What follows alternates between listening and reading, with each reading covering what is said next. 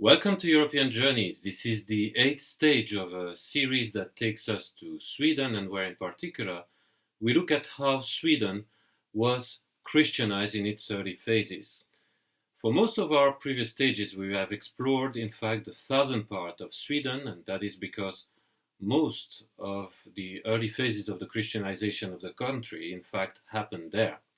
So we are returning there for this stage, and if you look at the map now, you see that the area we are going to visit is Västergötland. And if we zoom in right now, we are going to do, we see that in Västergötland there is a big lake. In fact, it is the biggest lake of the European Union, and it is called Lake Vänern. Lake Vänern. And the big city that you see there along the coastline is in fact the city of Göteborg in Swedish, and that is Gothenburg in English. But the city of Göteborg, in fact, did not exist at the time of the early phases of the Christianization of Sweden. The biggest city, the most important city of Västergötland at the time, does not even appear on the map, so I had to add its name myself, and here it is. It is Skara. And Skara, in fact, is not only one of the oldest cities of Sweden, but it also had the role for a short while of being the capital of the Kingdom of Sweden. So it is a place that is worth visiting. Now, the exact location we are going to look at in Skara is in fact the cathedral. Now, if you look at the picture now, the cathedral is in fact of the Gothic style, but that does not mean that this is a medieval church. In fact, the church was rebuilt in the 19th century, so the style is in fact the Gothic revival architectural style, which was quite famous in the 19th century. Nevertheless, on this site, it is known now that a church was there at least since the 11th century, so quite a long time, and in fact, recent research confirmed that. Now, the fact that the church exists there since the 11th century points to an early king of Sweden, a name that we've already seen in previous stages. And this king is Olof Skötkonung. In fact, it is him, most probably, that established the diocese of Skara, the first diocese in this area of Sweden. Now, I am not going to repeat everything we already said about Olof Skötkonung. I invite you to explore our archives. But just as a reminder, Olof Skötkonung was the first Christian king of Sweden, and he was baptized very near from Skara in a place called Husaby. It's a small village. So if you come and visit Skara, I encourage you also to go and see Husaby. As you can see on the map, it's only 20 kilometers north from the city. Now, we also know from the historical text that, in fact, Olof Skötkonung was committed to Christianize Sweden. And so today we are going to look at how he understood that Sweden should be Christianized. So one of the most important sources that we have comes from the northern German chronicler named Adam of Bremen. And the chronicles of Adam of Bremen were written around the same time as the lifetime of Olof Skötkonung.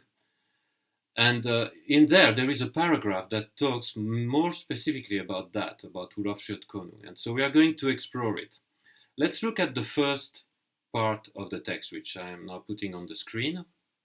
And here is what it says. Olof, in his desire to convert his subjects to Christianity, was actively zealous that the idol temple, which is in the middle of Sweden at Uppsala, that is Uppsala, should be destroyed. So up until then, Uppsala had been the capital of Sweden, and in fact it was a high center of paganism.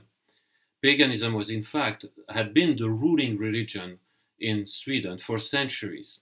And so for Olof, since he had adopted Christianity, for him, Sweden had to be Christian. Therefore, the first thing that he wanted to do was to eliminate, to erase the pagan temple, in particular in Uppsala. Now, to our modern ears, this may sound a tiny bit authoritarian, a tiny bit sectarian, to say the least. But in fact, if we read at some early sagas of ancient pagan kings of the first millennium of Sweden, we might realize that there were good incentives for him to do so. Such a saga was called the Ynglinga saga, and it tells, for example, of a king that was called Aun the Old. He lived in the first millennium, he was a pagan king, and in fact he was called the Old because he's said to have lived up to 110 years old. And he lived that long, says the text, because he made a compact, that is an agreement, with a god, a pagan god called Odin. And he agreed that he would sacrifice one of his sons every 10 years in exchange of 10 added years of life. And so he died at 110 years old because the text says that the people prevented him from sacrificing his last remaining son. So you see that the impact of paganism was not just a private belief, it was something that had a huge impact on society, and as you can see, not necessarily a positive one. So probably Olaf knew about that, and we can understand why for him paganism had to be erased from Sweden.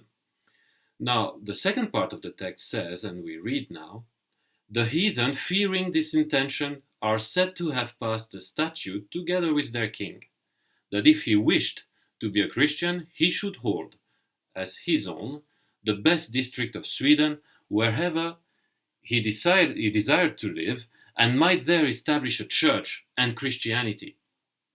So again, Olaf understood that not only foreign religions had to be removed from the country, but that Christianity had to be established.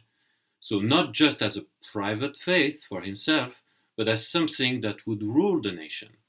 Now again, this sounds sectarian or authoritarian for our modern ears, because we think that religions can cohabitate together in a land where the state declares itself to be neutral from all religions. But this is a fallacious argument, because a state, in fact, is never neutral. It cannot be neutral, otherwise it would not be able to pass any law, to adopt any law. Because to adopt a law, you need to have an understanding of right and wrong, a belief of right and wrong. Because in fact, the understanding of right and wrong always springs from a religious pool. Now, nowadays we don't call it religion, but in fact, the religion that rules the states is in fact humanism, because we believe in the ultimacy of human reason or sense perception to define what's right and wrong. We don't believe in the word of God necessarily, but in human reason and perception. So humanism is really the leading religion of our modern nation. So there's no freedom of religion as we think there is. In fact, there's only one religion that rules and that serves to, for example, adopt laws in a nation. Olaf understood that principle. So for him, either it would be paganism or it would be Christianity, but it can't be both. And so, of course, Christianity, with the most basic laws in Christianity, are obviously the Ten Commandments.